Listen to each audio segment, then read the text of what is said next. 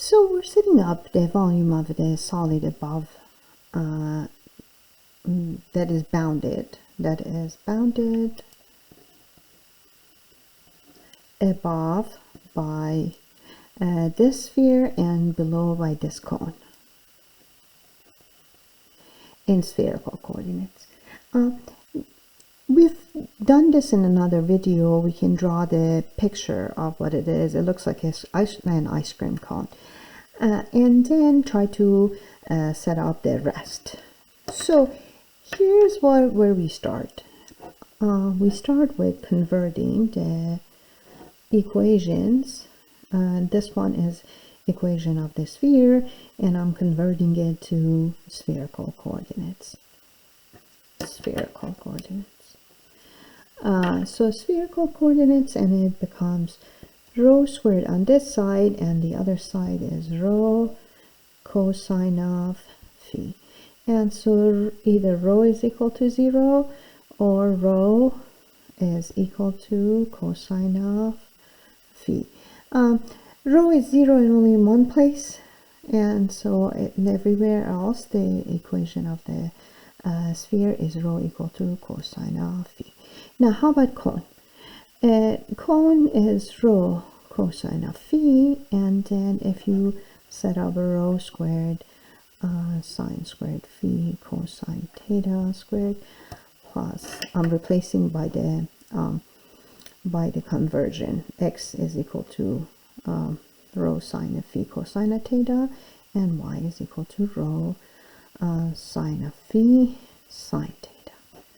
And if you do that, and then you factor out rho squared sine squared phi, what you end up with is cosine squared theta plus sine squared theta, and that becomes 1. So what is out of the square root is just rho sine of phi and a plus and minus, right? And so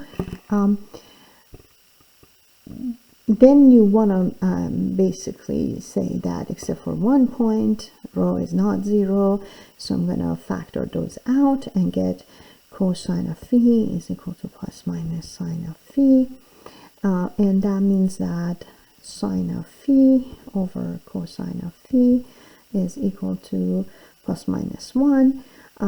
Minus 1 doesn't count because it's upper part of the cone, and so that is just tangent of phi is equal to 1.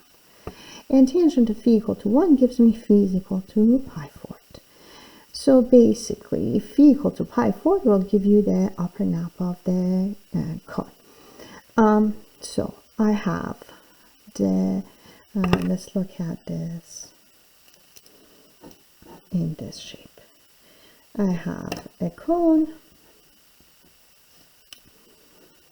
and I have the ice cream on top, and here is the R and Z basically. What is going to happen is that the angle at any point on the ice cream cone is not going to be bigger than the angle of these two sides make with Z.